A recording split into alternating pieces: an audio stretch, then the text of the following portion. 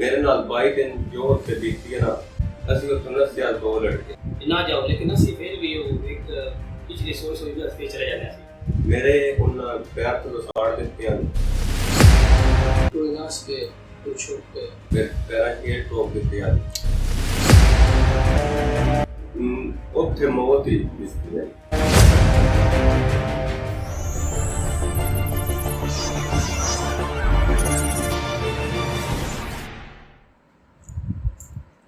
अस्सलाम वालेकुम dear audience, मैं हूं डॉक्टर गुलाम अब्बास और आप देख रहे हैं हमारा YouTube channel knowledge and facts. आज हम आपके सामने एक माशरती मसले को लेकर हाजिर हुए हैं। पाकिस्तान की बिगड़ती हुई माशी सूरत हाल के पेश नज़र हम देख रहे हैं कि हमारे नौजवानों की एक बहुत बड़ी तादाद अपनी आंखों में रोशन मुस्तकबिल के ख्वाब सजाए बैरून मुल्क का सफ़र करती है। ये सफ़र जहाँ पर कानूनी सतह पर किया जाता है, उसी तरह ये सफ़र गैर कानूनी तौर पर भी जो ह्यूमन ट्रैफिकिंग माफियाज हैं वो उनके ज़रिए ये सफ़र भी किया जाता है। तो उस सफ़र के हवाले से हमारे पास कुछ दोस्त मौजूद हैं जो उस सफ़र से लौटे और उन्होंने उस दौरान जो तजुर्बात उन्हें हुए, जो कुछ उन्होंने झेला या जो उनके तसव्वुरात हैं, उन पर हम उनसे बात करना चाहेंगे। अस्सलाम वालेकुम। वालेकुम सलाम। जी भाई, आपका जो सफ़र था, आपने पाकिस्तान से ये सफ़र कहाँ तक किया? पाकिस्तान का सफर तकरीबन ਅਸੀਂ ਕੀਤਾ ईरान तक। ਅਸੀਂ ਤੋਂ ਗਏ ਤਕਰੀਬਨ ਕੋਇਟੇ ਤੇ ਕੋਇਟੇ ਜਾ ਕੇ ਸਾਨੂੰ ਉੱਥੇ ਅਸੀਂ ਜੈਟ ਨਾਲ ਕਾਲ ਕੀਤੀ। ਉਸ ਅਗੇ ਇੱਕ ਪਿਆਰਾ ਬੰਦਾ ਨਾਲ ਆਇਆ, ਉਸ ਬੰਦੇ ਸਾਨ ਅੱਗੇ ਇੱਕ ਵਕਤ ਬਾਅਦ ਗਿਆ। ਅਸੀਂ ਵਕਤ ਬੈਠ ਕੇ ਚਲੇ ਗਏ ਕਪਤਾਨ ਬਾਰਡਰ ਤੇ, ਪਾਕਿਸਤਾਨ ਦਾ ਬਾਰਡਰ ਆ ਤੇ ਉਹ ਕ੍ਰਾਸ ਕਰਦੇ ਗਏ ਤੇ ਉਸ ਤੋਂ ਬਾਅਦ ਅੱਗੇ ਆ ਕੇ ਯਾਨੀ ਵੀਗੋ ਡਾਲਾ ਜੇ ਪਾਕਿਸਤਾਨ ਸਮਝਦੇ उस वीगो डाले में तकरीबन असी इसमें 35-40 छोर बंद जाते थे ਵਿੱਚ एक डाले जी तकरीबन इतने ही हो पीछे हड्डी आंदी रहा तो सापे हिसाब ला लो कितने करते ਉਹਦੇ ਬੈਠ ਕੇ ਅਸੀਂ ਤਕਰੀਬਨ ਪੂਰੀ ਰਾਤ ਸਫ਼ਰ ਕਰਦੇ ਆਸੇ ਸੀ। ਇੱਥੋਂ ਤੁਹਾਨੂੰ ਪਾਕਿਸਤਾਨ ਬਾਰਡਰ ਤੇ ਪਹੁੰਚਣ ਤੇ ਤਕਰੀਬਨ ਕਿੰਨਾ ਟਾਈਮ? ਤਕਰੀਬਨ ਲਾਗੇ 18 ਘੰਟੇ। ਤੇ ਬਾਰਡਰ ਕ੍ਰਾਸ ਕਰਨ 'ਚ ਕਿਸੇ ਕਿਸਮ ਦੀ ਕੋਈ ਪਰੇਸ਼ਾਨੀ ਨਹੀਂ? ਕੋਈ ਪਰੇਸ਼ਾਨੀ ਨਹੀਂ। ਸਾਡੇ ਫੌਜੀ ਹੁੰਦੇ ਪਾਕਿਸਤਾਨੀ ਜਿਹੜੇ ਬਲੋਚੀ ਹੁੰਦੇ ਆਂਦੇ ਹੋ ਜਾਂਦੀ ਸਾਡੀ, लेकिन उन्होंने कोई इन्होंने मौके आप दस दिया इंसान के ये रास्ता बड़ा खराब है, तुम ले जाओ, असं तो नहीं जाना ही जाना। ਇੱਥੋं जिस वक्त गए हो पासपोर्ट वगैरह ਤੁਹਾਡੇ ਕੋਲ ਮੌਜੂਦ ਸਨ, ਕੋਈ ਡਾਕੂਮੈਂट्स ਜਾਂ ਡਿਸਪੋਜ਼ ਕਰ ਦਿੱਤੇ? कोई चीज़ नहीं, सिर्फ साढ़े को कोई शायद है, सिर्फ जो बैग आए थे कपड़ियाँ जो है बूट वगैरह जी जैट साड़ी जी हुई डील वो तुर्की तक हुई। तुर्की तक हुई? तुर्की तक के तुम कितने पैसे होते लगे? तो 2 लाख 2 लाख रुपए जी। तो 2 लाख का 2 लाख तुम पहले देते हैं सी या कुछ नहीं, अमाउंट बाकी सी या पहुंच के दे डाउन पे गई मैं बिल 1 रुपया नहीं से पहले। ठीक है, ਉੱਥੇ ਪਹੁੰਚਣਾ जी पहुंच के देने पैसे। अगर तुसी ਉੱਥੇ ਪਹੁੰਚੇ नहीं हो, तुसी ईरान तो पकड़े गए हो, वापस आ गए हो, क्या इस सूरत में थाने एजेंट को पेमेंट करनी पड़ेगी? इस सूरत में कोई पेमेंट नहीं करनी पड़ेगी, फिर पड़ेगा वापस आ गया ना, चलो ठीक है कोई मसला। ਅਸੀਂ ਹੁਣ ਜਿਸ ਟਾਈਮ ਤਕਰੀਬਨ ਕੋਇਟੇ ਕ੍ਰਾਸ ਕਰਕੇ ਆਪਣੇ ਪਾਕਿਸਤਾਨ ਬਾਰਡਰ ਕ੍ਰਾਸ ਕੀਤਾ ਹੈ, ਉਸ ਤੋਂ ਅੱਗੇ ਜਿਹੜਾ ਸਭ ਤੋਂ ਮੁਸ਼ਕਲ ਰਸਤਾ ਹੈ ਉਹ ਹੈ ਮਸ਼ਕੀਲ ਪਹਾੜੀ। ਤਕਰੀਬਨ ਮਸ਼ਕੀਲ ਨਾਂ ਦਾ ਮਸ਼ਕੀਲ ਪਹਾੜੀ ਤਕਰੀਬਨ ਅਸੀਂ ਅਸਰ ਦਾ ਟਾਈਮ ਆਈ 5 ਦਾ, ਅਸੀਂ ਉਸ ਟਾਈਮ ਉਸ ਡੰਕਰ ਸਨਾ ਤੇ ਚੜ੍ਹਨੀ ਹੈ ਪਹਾੜੀ। ਅਸੀਂ ਚੜ੍ਹਨੀ ਸ਼ੁਰੂ ਕੀਤੀ ਹੈ, ਯਾਨੀ ਉਹਦੇ ਵਿੱਚ ਡੈਡ ਬਾਡੀਆਂ ਬੜੀਆਂ ਪਈਆਂ ਨਾ, ਲੜਕੇ ਬਹੁਤ ਹੋਏ ਉੱਥੇ ਪਏ ਆ, ਹੱਡੀਆਂ ਹੁੰਦੀਆਂ, ਯਾਨੀ ਕੋਈ ਚੀਜ਼ ਨਹੀਂ ਉਹਨਾਂ ਦੇ ਨਾਲ ਇਹ ਉਹ ਤੇ ਉਹ ਡੰਕਰ ਹੀ ਕਹਿੰਦੇ ਜਿਹੜਾ ਥੱਕ ਜਾਵੇ ਜਾਂ ਪੂਰਾ ਭਰਾ ਹੋਵੇ ਪਾਣੀ ਨਾ ਨਹੀਂ ਲੱਗੇ ਉਹ ਉੱਥੇ ਥੱਲੇ ਸੱਟ ਜਾਂਦਾ। ਆਹ ਦਿਨ ਤੇਰਾ ਸਾਡਾ ਤਲਕ ਯਾਨੀ ਸੰਗੀ ਜਾ ਰਿਹਾ ਉਹ ਨਾਲ ਲੈਣ ਲੱਗੇ, ਆਹ ਤੁਸੀਂ ਚੱਲੋ ਬਸ। ਤੇ ਉਹ ਪਹਾੜੀ ਅਸੀਂ ਤਕਰੀਬਨ ਸੁਬਹ ਦਾ ਟਾਈਮ ਹੋ ਗਿਆ ਨਾ ਹੋਣ ਲੱਗੇ ਖਜਰ ਕੇ ਅਸੀਂ ਚੜੇ, ਯਾਨੀ ਪੂਰੀ ਪਹਾੜੀ ਤੁਸੀਂ ਅਸਰ ਤੋਂ ਲੈ ਕੇ ਅਗਲੀ ਫਜਰ ਜੀ ਫਜਰ ਤੱਕ ਚੜਦੇ ਆ। ਤੇ ਉਹ ਪਹਾੜੀ ਬਾਰਡਰ ਤੇ ईरान ਦੇ? ਜੀ ਉਹ ईरान ਦਾ ਬਾਰਡਰ ਕ੍ਰਾਸ ਕਰਦੇ ਸੀ। ਤੁਹਾਡਾ ਸਫਰੀ ਇਖਰਾਜਾਤ ਤਕਰੀਬਨ 30,000 ਰੁਪਇਆ। ਤੇ ਤੁਸੀਂ ਕੀ ਸਮਝਦੇ ਹੋ ਕਿ क्या ऐसी कोशिश करनी चाहिए? तो बस इंसान अपनी मजबूरी के तहत कोशिश कर लेता है, मजबूरी पे अगर हर काम करना पैंदा है। जिवें साढ़े पाकिस्तान के हालात में उस मदद रखते ਅਸੀਂ ਆਪਣੇ ਆਪ ਨੂੰ ਮਜਬੂਰ ਕਰਕੇ ਆਪਣੇ ਬੈਠ ਪਾਈਆਂ ਬਾਹਰ ਕੋਈ ਚੀਜ਼ ਕਰਨੇ ਤੇ ਹਰ ਬੰਦੇ ਨੇ ਸ਼ੌਕ ਨਹੀਂ ਹੁੰਦਾ, ਲੇਕਿਨ ਇਹ ਮਜਬੂਰੀ ਤੇ ਅਸਰ ਕਰਨਾ ਪੈਂਦਾ। ਹੁਣ ਇਹ ਹੈ ਕਿ 100 ਵਿੱਚੋਂ 90% ਜਿਹੜਾ ਨਾ ਉਹ खतरा होता है। हमारे साथ दूसरे भाई मौजूद हैं। पहले भाई तकरीबन ईरान तक पहुँचे, ईरान की सरजमीन से उन्हें वापस आना पड़ा। जो हमारे साथ दूसरे भाई मौजूद हैं ये तुर्की की हुदूद में दाखिल हो चुके थे, लेकिन किस्मत ने साथ ना दिया और उन्हें वापस आना पड़ा। मैं भाई से वही सवाल करना चाहूँगा कि ईरान तक के सफ़र की दास्तान तो हमारे सामने है, उसमें मुश्किलात हैं, मसाइल हैं। आप क्या समझते हैं कि ईरान से आगे का सफ़र, क्योंकि आप तो उस मरहले से भी गुजरे, वो ज़्यादा तकलीफ दे था या ईरान तक का सफ़र? जी सर, ये सारे सफ़र बहुत मुश्किल है। 13 घंटे आपने सफ़र किया है आराम तो तुर्की बार्डर तक। यानी एक दिन ही तुम 13 घंटे सफ़र किया? नहीं, तकरीबन शामी 5 बजे गड्डी पाया ना ते सवेरे 8 बजे उत्थे पहुंच गया, अब हो गया। ये ਜਿਹੜੇ फौजी ਉੱਥੇ ਬਾਰਡਰ ਤੇ ਮੌਜੂਦ ਹੋ, ਤੁਸੀਂ ਕਹਿ ਰਹੇ ਹੋ ਮਾਰਿਆ ਕੁੱਟਿਆ ਵਾਪਸ ਭੇਜਿਆ, क्या वो क्रॉस नहीं सन ਕਰਨ ਦਿੰਦੇ ਜਾਂ ਤੁਸੀਂ ਆਪਣੀ ਜਾਨ ਖੁਦ ਛੁਡਾ ਕੇ ਉੱਥੇ ਵਾਪਸ ਹੋ ਰਹੇ ਸੀ? ਉਹ ਫਿਰ ਟੰਕਰ ਧੱਕੇ ਨਾਲ ਮਾਰਦੇ ਹਨ ਕਿ ਵੀ ਤੁਸੀਂ ਬਾਰਡਰ ਕ੍ਰਾਸ ਕਰੋ। ਮੈਂ ਮਤਲਬ ਹੈ ਟੰਕਰਾਂ ਕੇ ਫੌਜ ਖਲੋਤੀ ਉਹ ਫਾਇਰਿੰਗ ਕਰਦੇ ਹਨ। 3 ਮਤਲਬ ਗੁਜਰਾਤ ਦੇ ਚੋਰ ਹਨ, ਉਹਨਾਂ ਅੰਦਰ ਦਾ ਟੈਰ ਲੱਗਿਆ ਨਾ ਪਾਕਿਸਤਾਨੀਆਂ। ਅਸੀਂ ਅੱਲਾ ਕੀਤਾ ਦੂਸਰੇ ਦਿਨ ਬਾਰਡਰ ਕ੍ਰਾਸ ਕੀਤਾ। उस सूरत हाल के अगों थानू जनाब फौज गोलियां मार रही है, पिछों टंकर का प्रेशर मौजूद है, टंकर आखदा वा अगे जाना है ते फौज आती है वा अगे आना नहीं, अगे नहीं। उस लम्हे च जिंदगी की महसूस होती? ਉੱਥੇ ਮੌਤ ਹੀ ਦਿਸਦੀ। ਉੱਥੇ ਇੰਜ ਸਮਝੋ ਕਿ ਵੀ ਅਸੀਂ ਮੌਤ ਨੂੰ ਬੜਾ ਕਰੀਬ ਹੋ ਕੇ ਦੇਖਿਆ। ਤੇ ਬਾਰਡਰ ਕ੍ਰਾਸ ਕਰਨ ਤੋਂ ਬਾਅਦ ਜਿਸ ਵਕਤ ਤੁਸੀਂ ਤੁਰਕੀ ਪਹੁੰਚ ਗਏ, ਤੁਹਾਡੀ ਵੀ ਡਨ ਦੀ ਡੀਲ ਸੀ ਕਿ ਉੱਥੇ ਪਹੁੰਚ ਕੇ ਦੇਣਾ ਹੈ ਜੀ। ਜਿਸ ਵਕਤ ਤੁਸੀਂ ਉੱਥੇ ਪਹੁੰਚ ਗਏ ਹੋ, क्या पूरे रस्ते दे एजेंट्स जिसने डिफरेंट सन, ਉੱਥੇ ਪਹੁੰਚਣ ਤੋਂ ਬਾਅਦ ਇੱਕ ਦਫਾ ਤੇ ਸਾਰੇ ਮੁਸ਼ਕਿਲਾਤ ਲੱਗਣ ਵਾਲੇ ਹੋ ਗਈਆਂ, लेकिन फिर फड़े किवें गए ਤੁਸੀਂ? मतलब एजेंटा सन अगो भेज दिता है 900 बंदा खरीदता है। एजेंट ਜਿਹੜੇ ਹਨ ਉਹ ਮਤਲਬ ਕੁੱਤਿਆਂ ਕੋਲੋਂ ਵੀ ਪੈਸੇ ਲੈਂਦੇ ਤੇ ਸਾਡੇ ਮਤਲਬ ਮਾਂ ਪਿਓ ਕੋਲੋਂ ਵੀ ਪੈਸੇ ਲੈਂਦੇ। ਕੁੱਤੇ ਇਨਸਾਨ ਹੀ ਹੁੰਦੇ ਨੇ, ਬੜੇ ਖੌਫਨਾਕ ਹੁੰਦੇ ਨੇ। ਉਹਨਾਂ ਦੇ ਬਾਅਦ ਹੀ बेसिकली ईरान ਦੇ ਜਿਹੜਾ ਹੈ ਨਾ ਇੱਕ ਮਖਸੂਸ ਤਬਕਾ ਉਹਨਾਂ ਦਾ ਇਲਾਕਾ ਹੈ, ਉਸ ਇਲਾਕੇ ਦੇ ਜੋ ਰਹਿਣ ਵਾਲੇ ਵਸਨੀਕ ਹਨ ਉਹਨਾਂ ਨੂੰ ਕੁਰਦੇ ਕਿਹਾ ਜਾਂਦਾ, ਕੁਰਦ ਲੋਕ, ਕੁਰदिस्तान ਦੇ ਹਵਾਲੇ ਨਾਲ ਨਾਮ ਦਿੱਤਾ ਜਾਂਦਾ। और ਉਹਨਾਂ ਦਾ ਅਮੂਮੀ ਤੌਰ ਤੇ ਜੋ ਜ਼ਿੰਦਗੀ ਗੁਜ਼ਾਰਨ ਦਾ ਰੋਜ਼ੀ ਦਾ ਵਸੀਲਾ ਇसी किस्म ਦੇ ਲੋਕ ਹਨ ਜਿਹੜੇ ਮੁਸ਼ਕਿਲਾਤ ਦਾ ਸ਼ਿਕਾਰ ਹੋ ਜਾਂਦੇ ਹਨ। ਔਰ ਇਸ ਮੁਸ਼ਕਿਲ ਦਾ ਸ਼ਿਕਾਰ ਹੋ ਕੇ ਉਹ ਲੋਕ ਬਾਕਾਇਦਾ ਤੌਰ ਤੇ ਉਹਨਾਂ ਲੋਕਾਂ ਤੇ ਮੁਖਤਲਿਫ ਤਰ੍ਹਾਂ ਦਾ ਜ਼ੁਲਮ ਕੀਤਾ ਜਾਂਦਾ, ਜਿਸ ਤਰ੍ਹਾਂ ਸਾਡੇ ਬੱਚੇ ਉਠਾਉਣ ਵਾਲੇ, ਡਕੈਤੀ ਕਰਨ ਵਾਲੇ, ਉਹਨਾਂ ਦੇ ਨਜ਼ਦੀਕ ਉਹਨਾਂ ਦਾ ਰੋਜ਼ਗਾਰ ਕਿ ਲੋਕਾਂ ਨੂੰ ਪਕੜਦੇ ਹਨ ਔਰ ਪਕੜ ਕੇ ਉਹਨਾਂ ਨੇ ਹਰ ਸਾਈਡ ਤੋਂ ਪੈਸੇ ਪਾਕਿਸਤਾਨੀ ਏਜੰਟਾਂ ਕਹਿ ਕੇ ਵੀ ਤੁਸੀਂ ਕਾਲ ਨਹੀਂ ਚੁੱਕਣੀ। ਤੇ ਉਸ ਤੋਂ ਬਾਅਦ 16 ਦਿਨਾਂ ਬਾਅਦ ਘਰ ਦੇ ਪਰੇਸ਼ਾਨ ਹੋਏ ਕਿ ਬਈ ਕਾਲ ਹੀ ਆਣੀ ਬੰਦ ਹੋ ਗਿਆ। ਉਹਨਾਂ ਫਿਰ ਉਸ ਨੰਬਰ ਤੇ ਕਾਲ ਕੀਤੀ, ਫਿਰ ਗੱਲ ਹੋਈ ਤੇ ਉਹਨਾਂ ਨੇ $1500 ਮੰਗਿਆ ਤੇ ਉਹ ਫਿਰ ਅਸੀਂ ਕਰਾਏ ਤੇ ਉਹਨਾਂ ਸਾਨੂੰ ਆਜ਼ਾਦੀ ਪਾਰਕ ਛੱਡਿਆ। ਹੁਣ ਇਹ ਹੈ ਉਹ ਛੱਡ ਦਿੰਦੇ ਨੇ।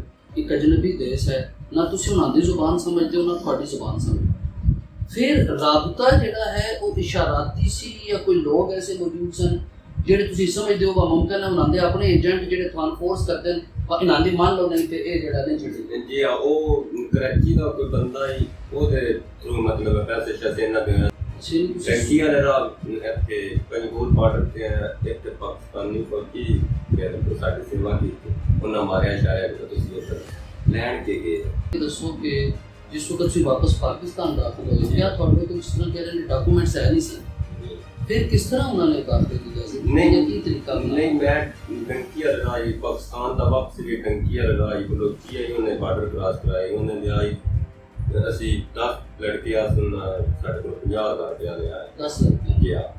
ਉਹਨਾਂ ਸਾਨੂੰ ਬਾਰਡਰ ਕ੍ਰਾਸ ਕਰਾਈ, ਟੰਕੀ ਵਾਲੇ ਰਾਹ ਵਾਪਸੀ ਕਰੀ। ਕੁਰਦਾਂ ਦਾ ਜਿਹੜਾ ਸਲੂਕ ਸੀ ਉਹਦੇ ਬਾਰੇ ਚ ਕੁਝ ਦੱਸੋ ਕਿ ਕੁਰਦ ਜਿਸ ਤਰ੍ਹਾਂ ਕਿਹਾ ਜਾਂਦਾ ਹੈ ਕਿ ਜ਼ਾਲਮ ਹੋਣ ਅੱਗੇ ਤੁਹਾਨੂੰ ਦੱਸ ਰਿਹਾ ਸੀ ਕਿ ਵੀ ਮੇਰੇ ਨਾਲ 22 ਦਿਨ ਜੋ ਉੱਥੇ ਬੀਤੀ ਹੈ ਨਾ, ਮੇਰੇ ਉਹਨਾਂ ਪੈਰ ਤੋਂ ਸਾੜ ਦਿੱਤੇ ਹਨ। ਅਸੀਂ ਉੱਥੋਂ ਨੱਸਿਆ, ਜੈਟ ਨੇ ਸਾਨੂੰ ਕਿਹਾ ਇਹ ਤੋਂ ਨੱਸੋ। ਅਸੀਂ ਉੱਥੋਂ ਨੱਸਿਆ 2 ਲੜਕੇ, ਉਹਨਾਂ ਸਾਡੇ ਪੈਰ ਤੋਂ ਸਾੜ ਦਿੱਤੇ ਹਨ, ਫਿਰ ਪੈਰਾਂ 'ਚ ਏਟ ਠੋਕ ਦਿੱਤੇ ਹਨ ਤੇ ਥੋੜੀਆਂ ਨਾਲ ਮਾਰਦੇ ਹਨ ਤੇ ਬੜਾ ਜ਼ੁਲਮ ਕਰਦੇ ਹਨ। ਤੇ ਜਿਸ ਟਾਈਮ ਉਹਨਾਂ ਨੇ ਪੈਸੇ ਕਰਾਏ ਹਨ ਫਿਰ ਉਹਨਾਂ ਨਾਲ ਮਾਰਨਾ ਛੱਡਿਆ ਹੈ। ਨਹੀਂ 22 ਦਿਹਾੜੇ ਉਹ ਲਗਾਤਾਰ ਮਾਰਦੇ ਹਨ। ਰਾਤੀ ਤਕਰੀਬਨ ਉੱਠਦੇ ਆ ਨਾ 11-12 ਵਜੇ ਉਹ ਉੱਤੇ ਪਹਾੜੀ ਏਰੀਆ ਹੈ, ਉੱਤੇ ਪਹਾੜਾਂ ਤੇ ਲੈ ਜਾ ਕੇ ਮਾਰਦੇ ਹਨ, ਬਾਹਰ ਨਹੀਂ ਮਾਰਦੇ। ਵਾਪਸ ਜਿਸ ਟਾਈਮ ਆਏ ਆ ਸਾਡੇ ਘਰ ਲਿਆਉਣ ਦਾ ਲੋਕ ਜਾਂਦੇ ਅਸੀਂ 24 ਘੰਟਿਆਂ ਵਿੱਚ ਮੈਂ ਇੱਕ ਵਾਰੀ ਰੋਟੀ ਦਿੰਦੇ ਹਾਂ ਤੇ 2-3 ਵਾਰੀ ਪਾਣੀ ਦਿੰਦੇ ਹਾਂ। ਉਹਨਾਂ ਦਾ ਮਤਲਬ ਇਤਨਾ ਤਜਰਬਾ ਹੈ ਕਿ ਵੀ ਇਤਨਾ ਪੈਰ ਰੋਟੀ ਨਾ ਤੇ ਇਹ ਬੱਚੇ ਜਿੰਦਾ ਰਹਿ। ਤੇ ਇੱਥੋਂ ਜਿਹੜਾ ਈਰਾਨ ਦਾ ਸਫ਼ਰ ਸੀ ਉਸ ਵਿੱਚ ਤੁਹਾਡੇ ਨਾਲ ਜੋ ਏਜੰਟ ਮੌਜੂਦ ਸੀ, ਖਾਣ ਪੀਣ ਦਾ ਇੰਤਜ਼ਾਮ ਉਹ ਕਰਕੇ ਦਿੰਦੇ ਸਨ ਜਾਂ ਤੁਹਾਡਾ ਖਾਣ ਪੀਣ ਦਾ ਨਿਜ਼ਾਮ, ਕਿਉਂਕਿ ਉਹ ਤਾਂ ਜੰਗਲ ਹੈ, ਉੱਥੋਂ ਤੇ ਕੋਈ ਸ਼ੈ ਮਿਲਣੀ ਨਹੀਂ, ਕਿਸ ਤਰ੍ਹਾਂ ਚੱਲਦਾ?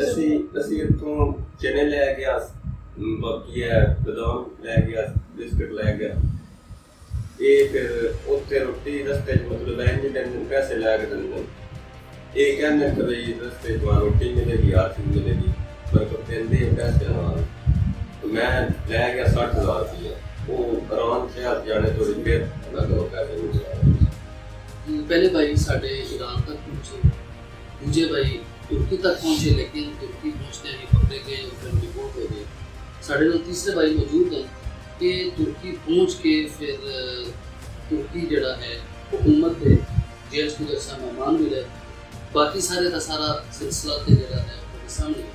मैं थोड़े सिर्फ इतनी जानना चाहूँगा कि ਤੁਸੀਂ ਤੁਰਕੀ 'ਚ ਕਿਸ ਤਰ੍ਹਾਂ ਪਕੜੇ ਗਏ? ਕਿਆ ਤੁਸੀਂ ਸਮਝਦੇ ਹੋ ਕਿ ਮੁਖਬਰੀ ਕੀਤੀ ਗਈ, ਤੁਹਾਡੇ ਏਜੰਟਾਂ ਨੇ ਡਬਲ ਡੀਲ ਕੀਤਾ? ਰੀਜ਼ਨ ਕੀ ਬੜੀ ਤੁਹਾਡੇ ਖੜਨ ਦੀ ਖੜੇ ਜਾਣ ਦੀ? ਨੰਬਰ 1।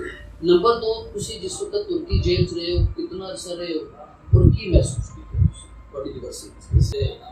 काम 170-80 बंदा उस एक घंटे इस कंटेनर की शिपमेंट हो जाएगी जी 170-80 बंदा, यानी कि 4-5 से खाली बंदे अमान से खाने उन्होंने उस कंटेनर छुपाया। और वो कंटेनर मसलन एक रात चले आया 10 बजे, और वो पूरी यानी कि दिन भी चले आया, फिर उस 10 बजे अस्करिया सामने आया, तुर्की के शहर से अस्करिया। उत्थे असी साडी पहली बार ही आई, असी ये समझे कि असी इस्तांबुल पहुंच गए, ठीक है, गड्डियां असी नास पास गए, सानू पता ही कोई नहीं कि और ये जिधर बंदे ने समय से लेके पर ये बाती जी आई तो बात से ठीक है। असी उधर से चपला पाई हमने, फिर कोई खड़े गए, कोई नास गए, कोई छुप गए, ऐसे फिर रोड पे चढ़ गए, यानी कि इस्तांबुल सज्जी साइड है, असी खब्बी साइड पे गए। काफ़ी देर हो गए, 2-4 सर्दी भी है, चपला सा पाई ते 4 हो गया, ऐसे पैदल जुड़ते रहे। वो तो फिर एक जीप आई, तो तुर्की में ज़्यादा इंग्लिश भी नहीं आती, उन्हें सिर्फ तुर्की ज़बान में आती है, उन्हें ज़्यादा इशारे ना कुछ ऐसे ऐसे। फिर दूसरी साइड पर गए, काफ़ी देर पर थे, वो तो फिर एक रोड आया 10 किलोमीटर, ਉੱਥੇ ਤੱਕ ਅਸੀਂ ਪਹੁੰਚੇ ਤੇ ਅੱਗੋਂ ਫਿਰ ਪੁਲਿਸ ਦੀ ਗੱਡੀ ਆਈ, ਉਹ ਸਾਨੂੰ ਆ ਕੇ ਨਾ ਅਸਕਰੀਆ ਕੈਂਪ ਲੈ ਕੇ ਆਇਆ। ਅਸਕਰੀਆ ਤੋਂ ਅੰਕਰੇ ਕੈਂਪ ਆਇਆ, ਅੰਕਰੇ ਕੈਂਪ ਅਸੀਂ ਬਦਲ ਕਰਦੇ ਰਹੇ, ਅੰਕਰੇ ਤੋਂ ਫਿਰ ਸਾਨੂੰ ਛੁੱਟ ਕੇ ਅਜ਼ਮੀਰ ਲੈ ਗਏ। ਅਜ਼ਮੀਰ ਅਸੀਂ 3.5 ਮਹੀਨੇ ਦੇ जेल ਤੁਹਾਡਾ ਸਲੂਕ ਕਿਸ ਕਿਸਮ ਦਾ ਸੀ? ये सलूक का है ना कि वो पास एक कुछ जैसे आप लिया जिਵੇਂ ਆ ਕਮਰਾ ਹੈ, ਇਸ ਕਮਰੇ ਵਿੱਚ ਨਾ ਦੇ ਤੇ ਬਾਅਦ ਵਿੱਚ ਉਹਦੇ 6 ਬੰਦੇ ਰਹਿ ਸਕਦੇ ਨੇ, ਜਿਵੇਂ ਕਿ ਮੁxtਲਿਫ ਬੰਦੇ, ਤੁਸੀਂ ਈਰਾਨੀ ਹੋ, ਮੈਂ ਪਾਕਿਸਤਾਨੀ ਹਾਂ, ਕੋਈ ਸਾਊਥ ਅਫਰੀਕਾ ਦਾ, ਕੋਈ ਅਫਗਾਨੀ ਹੈ। ਉੱਥੇ ਰਹਿਣ ਦੇ ਦੌਰਾਨ ਤੁਹਾਡਾ ਘਰ ਰਾਬਤਾ ਹੈ ਸੀ ਜਾਂ ਘਰ ਮੈਨੂੰ ਪਤਾ ਸੀ ਕਿ ਤੁਸੀਂ ਪਹਿਲਾ ਹਫਤਾ 10 ਦਿਨ ਤੋਂ ਬਿਲਕੁਲ ਰਾਬਤਾ ਕਰਨ ਨਹੀਂ ਦਿੰਦੇ, ਔਰ ਸਾਨੂੰ ਵੀ ਨਹੀਂ ਪਤਾ ਹੁੰਦਾ ਕਿ ਅਸੀਂ ਕਿਵੇਂ ਕਰਨਾ। ਉਸ ਤੋਂ ਬਾਅਦ ਫਿਰ ਕਿਸੇ ਤਰੀਕੇ ਕੋਈ ਜਿਹੜੇ ਉੱਥੇ ਦੇ ਪਹਿਲੇ ਹੁੰਦੇ ਨੇ ਉਹ ਖਾਣੇ ਟਾਈਮ ਕਰਦੇ ਨੇ, ਸਿਰਫ ਟਾਈਮ ਟੂ ਟਾਈਮ ਨਾਲ 5 ਤੋਂ 7 ਮਿੰਟ ਬਾਅਦ ਵਾਸਤੇ ਖਾਣਾ ਕਰਾ ਕੇ 5 ਤੋਂ 7 ਮਿੰਟ ਥੱਲੇ ਆਇਆ ਗਰਾਊਂਡ ਕੋਈ ਉਹਦੇ ਵਿੱਚ ਕਰਦੇ ਨੇ। ਉੱਥੇ ਕੋਈ ਪੁਰਾਣੇ ਜਿਹੜੇ ਹੁੰਦੇ ਨੇ ਉਹਨਾਂ ਨਾਲ ਰਾਬਤਾ ਸ਼ਾਬਤਾ ਹੁੰਦਾ, ਉਹਨਾਂ ਨੂੰ ਪੁੱਛਦਾ ਕਿ ਪਾਕਿਸਤਾਨੀ ਮਿਲ ਜਾਵੇ ਤਾਂ ਉਹ ਫਿਰ ਪੁੱਛਦੇ ਆ, ਫਿਰ ਕਾਲ ਕਰਦੇ ਨੇ ਸਾਨੂੰ, ਕਈਆਂ ਦੇ ਦੋਸਤ ਵੀ ਕਈਆਂ ਦੇ ਉਹ ਫਿਰ PTCL ਦੇ ਜਿਹੜਾ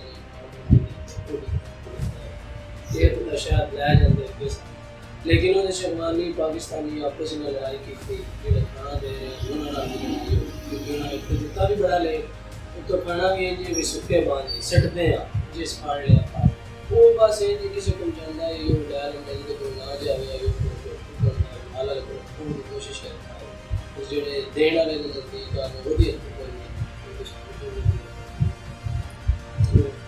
बहुत शुक्रिया। तो ये था वो तजुर्बा इन भाइयों का जो सफ़र से लौटे। यकीनन ज़िंदगी अल्लाह ताला की एक बहुत बड़ी नेमत है।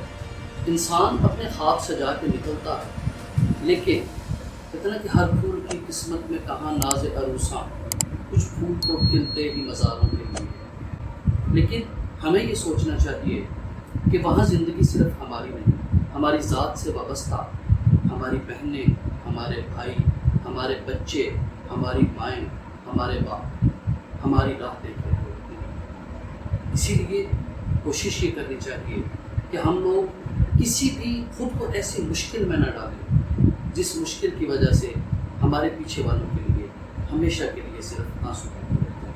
पाकिस्तान का शुमार दुनिया के उन ममालिक में होता है जिनके पास नौजवान नस्ल की तादाद सबसे ज़्यादा है।